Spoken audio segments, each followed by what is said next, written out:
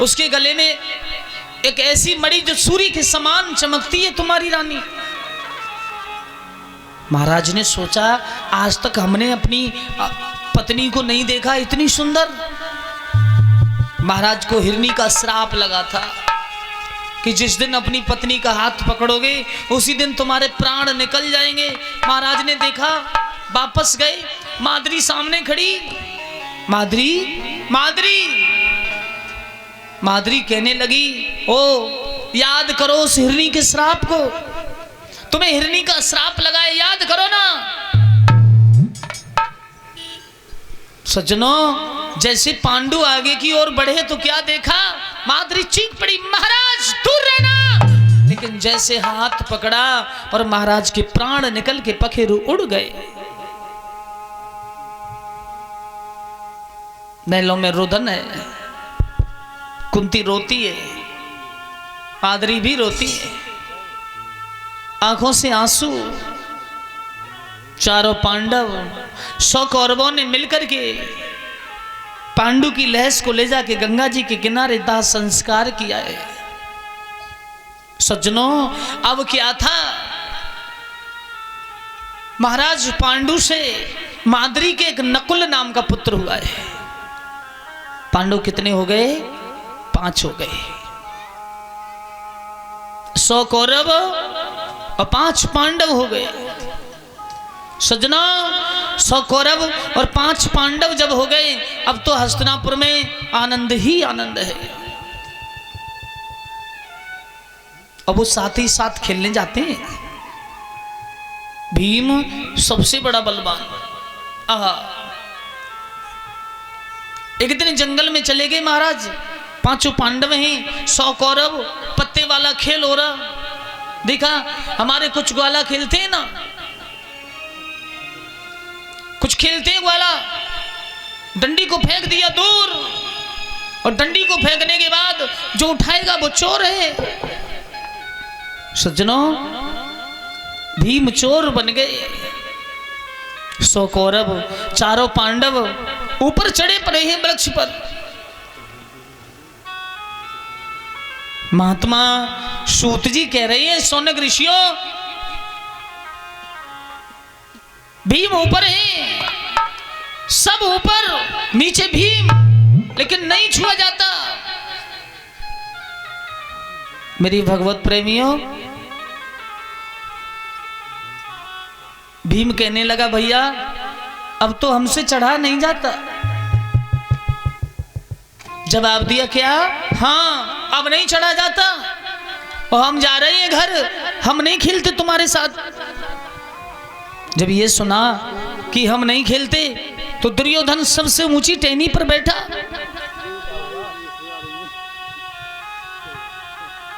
और जिस समय दुर्योधन सबसे ऊंची टहनी पर बैठा, ऊपर से दुर्योधन बोला, छूते क्या? नहीं छुओ ना। अरे भैया, सुने भीम चचेरे भाई रे, तेरे 5 बाप कमाई।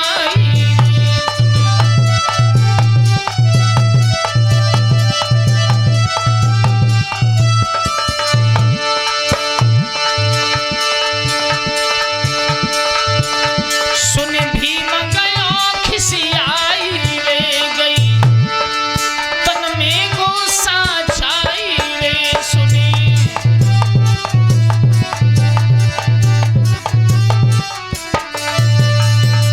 ऊपर से दुर्योधन कहने लगा, ओ भैया छुओ, तुम्हें ये मालूम होना चाहिए तुम्हारे 5 पिता और 1 माँ है। आहा, भीम के तन में क्रोध की वजह से ठिकाना ना रहा।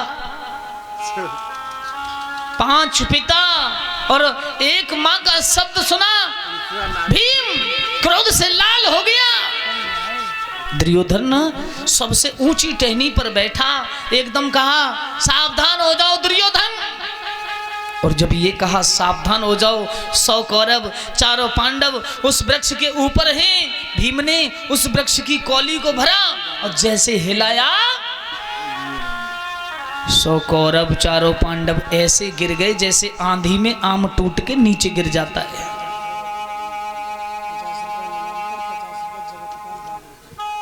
और 50 रुपये श्रीमान जगतपाल जी बागरपुर से और 50 रुपये विपेंद्र जी कैलमुड़ी की तरफ से। भगवान के चरणों में भगवान सदा सुखी रखे, भंडार भरते रहे, कन्हैया आनंदमयी रखे। और जब 100 कौरव आंधी में आम टूटता है उस भांति जब नीचे गिर गए ना, तो दुर्योधन सोचने लगा ये बड़ा बलवान हो गया, ये कभी हम 100 भाइयों को मार करके अकेला राज्य कर सकता है। सज्जनों, बड़ा क्रोध है। घर पहुंचे ही दुर्योधन के पास शकुनी बैठे। उस शकुनी ने कहा, दुर्योधन आज तुम्हारा चेहरा बड़ा सुस्त है। बोले हाँ, चेहरा सुस्त का कारण बहुत बड़ा है। क्या? आज अकेले भीम ने हम 100 भाइयों को परास्त कर दिया। कोई ऐसा उपाय है जैसे हम उसे मार सके? शकुनी बोले कौन सी बड़ी बात है, दावत दे दो, घर बुलाओ, लड्डू बनवाओ, लड्डुओं में जहर दे देना। सज्जनों, भीम के लिए दावत दी गई। दादा भीम, आज शाम को तुम्हारी हमारे घर दावत है। भीम बोलो रे काहे की? बोले बस हमारे यहां लड्डू बने हैं आज और तुम्हारा निमंत्रण है आना। सज्जनों, भीम ने कहा युधिष्ठिर अर्जुन भैया को ले आऊं। बोले ना, अकेले आना है तुमको, किसी को साथ नहीं। झूमता हुआ हाथी की तरह चला, दरबार में पहुंचा, थाली पड़ोस दी गई। थाली जिस समय पड़ोसी गई, लड्डू पड़ोसी गई, जिसमें जहर मिला। अरे भैया, दोनों हाथों से खाने लगा। इतने खा गया कि बस तन और मन का होश नहीं रहा।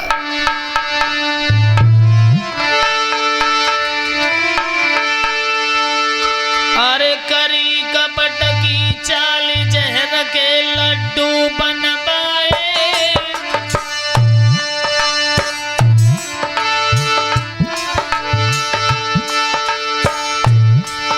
और भीम बलि दुर्योधन ने आई आंगन में बैठाए।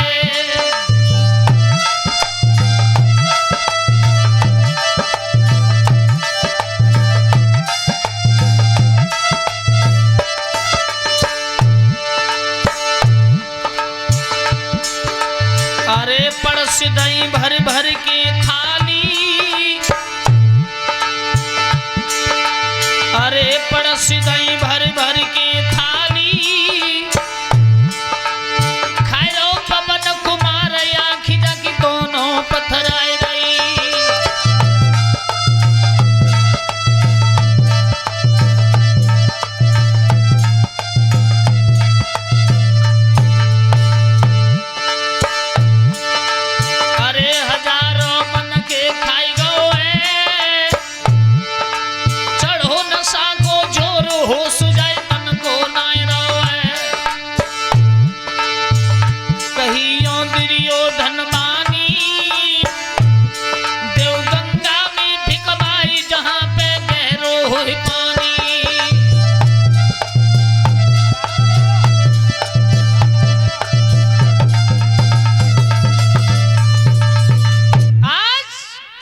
सुंदरमयी दृश्य है।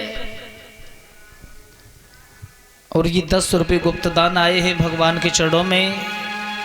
भगवान सदा सुखी रखें, भंडार भरते रहे।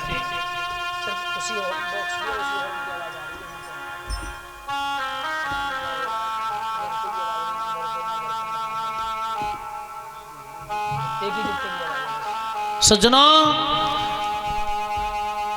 लड्डू खाते खाते पत्थर हो गए, जमीन पर गिर गए। दुर्योधन ने कहा इसकी लहस उठा के गंगा जी में डाल दो। अब भीम की लहस को उठाया, गंगा जी में डाल दिया गया। मेरी भैया वो लाश हिसकोले लेते हुए पाताल लोक की ओर चले गए।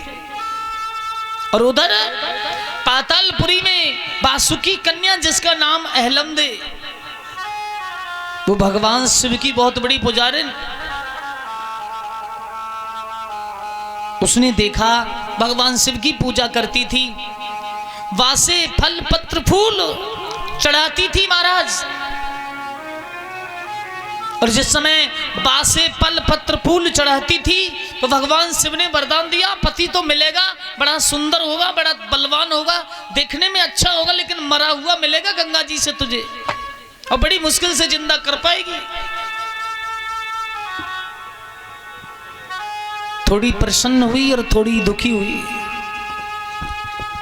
प्रसन्न किस लिए हुई?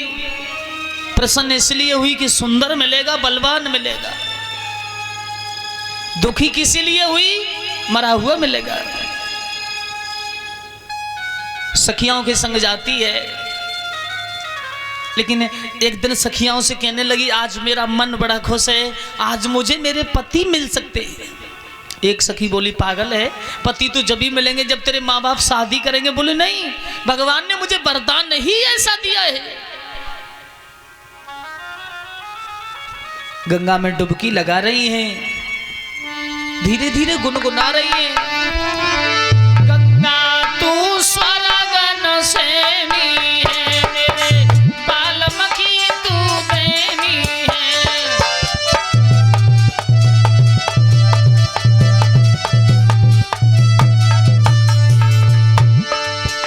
तेरी धारा आरती मां पैनी है, तेरो नाम माता तेरा पैनी है। तेरी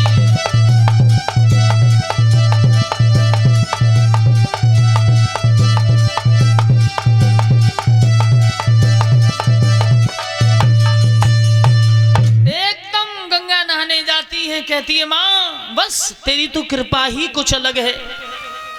सज्जनों, संग की सहेलियां गई, गंगा नहाने गई। अरे भैया डुबकी लगा रही थी, और जैसे डुबकी लगाई भीम की लाश पैरों में लगी। समझ गई यही हमारे होने वाले पति है। सखियों से कहा अरे सखियों थोड़ा सहारा दे दो ना, आज गंगा मैया में मुझे मेरे पति मिले, थोड़ा सहारा दे दो। एक सखी बोली पागल क्यों बन रही हो, कितनी पागल हो, तुम्हें ध्यान होना चाहिए, ये मुर्दा और इस मुर्दा का तुम करोगी क्या, छोड़ो हटाओ। जवाब दिया नहीं, ये मेरे पति हैं। सज्जनों, संग की सहेलियों को सहारा दिया और भीम की लहस को उठाया, और भीम की लहस को उठा करके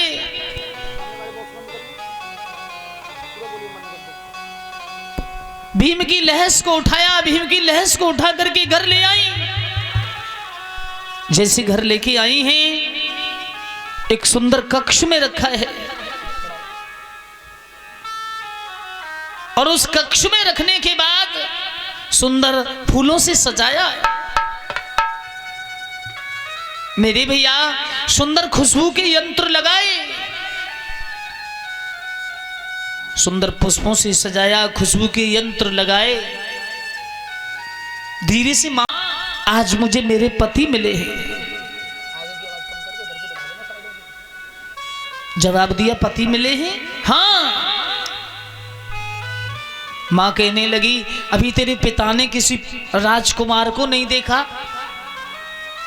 तेरे पिता किसी को ढूंढने नहीं गए, पर तुझे पति कैसे मिल गए? मैया भगवान भोले बाबा के वरदान के अनुसार गंगा से मुझे मेरे पति की प्राप्ति हुई है। सज्जनों, अहलमदी ने कहा मुझे गंगा से पति मिले हैं तो मेरे लिए थोड़ा सा अमृत दिलवा दो। नागिनी कहने लगी, पागल हो, अमृत को छूने का किसी का अधिकार नहीं। अमृत को कोई छू नहीं सकता जहां पहरा लगा हुआ है। आहा। नागिनी से कहने लगी, कन्या अगर मां तूने अमृत नहीं दिलवाया तो बस गर्दन में कटारी मार के मर जाऊंगी। और जब ये कहा कि कटारी मार के गर्दन में मर जाऊंगी तो नागिनी ने कहा, ले ये गेंद है, इसे लेके चली जा, बाग में खेलना और धोखे से कहीं मौका लग जाए तो इस गेंद को कुएं में डाल देना। कपड़े की बनी हुई गेंद लेकर के नागपुत्री बाग में गई और जैसे बाग में गई तो क्या देखा, मंत्री सह मंत्री कहने लगे, ये लड़की तुझको ये पता नहीं है यहां पर खेलने का किसी को अधिकार नहीं। कहने लगी, मेरा बाग है, मेरी संपत्ति और मैं खेलने वाली, तुम कौन होते हो? एक मंत्री बोलो, अरे राजा की कन्या है और खेल रही है तो खेलने दो, तुम्हारा मतलब इससे क्या है? मित्रों, बार बार समझाया, संग की सहेलियों के साथ गेंद का खेल हो रहा है, मौका लगा उस गेंद को कुएं में डाल दिया। और जिस समय कुएं में डाला, अरे भैया, दोनों हाथ जोड़े, मंत्री चाचा मेरी गेंद दिलवा दो ना, बा कुएं में गिर गई। मंत्री कहने लगा, वाह, कुएं में गेंद गिर गई, तुमसे मना किया था ना, इस अमृत को छूने का अधिकार हमको नहीं। गुस्सा आया है उस कन्या के लिए। अरे आ जाने दे मेरे पिता को, घोड़नु की मार लगाऊंगी।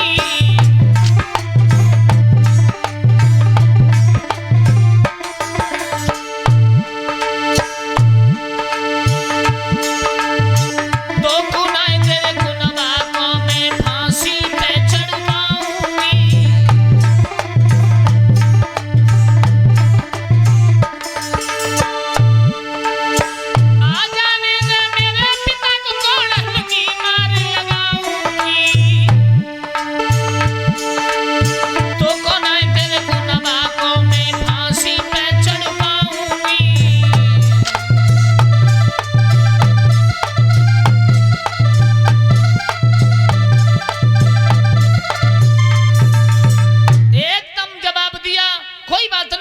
आने दो मेरे पिता के लिए, अगर मैंने शाम को मारे मारे कोड़े तुम्हारी खाल को नहीं खींचा तो मैं भी उस नागराज बासु की कन्या नहीं।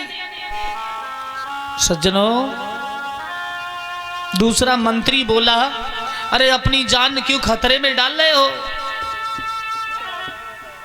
क्यों जान खतरे में डाल रहे हो?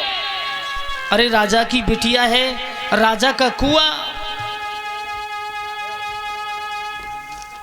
इसे देते क्यों नहीं? सज्जनों, आज उसी समय गेंद को निकाल के दिया और गेंद को लेने के बाद अहलमदे भाग खड़ी हुई।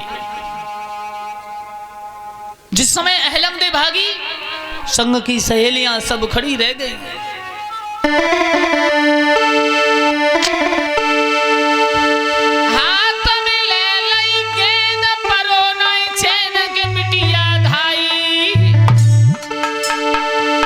और आज महलन की बिटिया ने के भैया सीधी लगाई।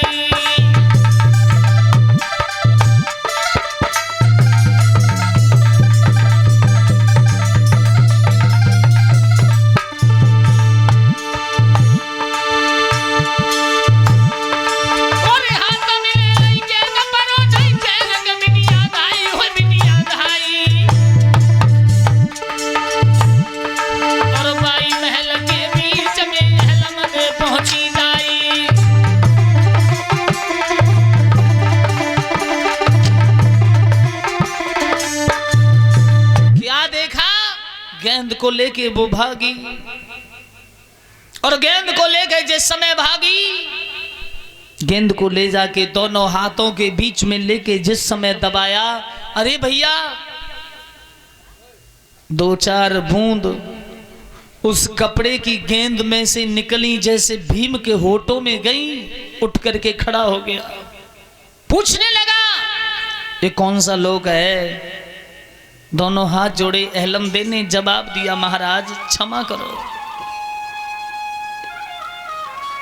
मैं नागराज वासु की बिटिया हूं, और इस समय आप पातालपुरी में हैं क्या? हाँ महाराज, मैं गंगा जी से तुम्हें उठा के लेके आई हूं, मैंने तुम्हें अमृत पिलाया है, और अमृत पिला करके मैंने तुम्हें जीवन दान दिया, पर मुझे छोड़ोगे तो नहीं? भीम बोले सत्यता है। अहलमदे बोले महाराज बिल्कुल सत्य है, मेरे यहाँ पिता के यहाँ जो बाग में अमृत है, मैंने तुम्हें अमृत पिला के जिंदा किया है। अहलमदे बोली मुझसे विवाह कर लो। सज्जनों, अहलमदे से भीम बोलो विवाह ऐसे नहीं,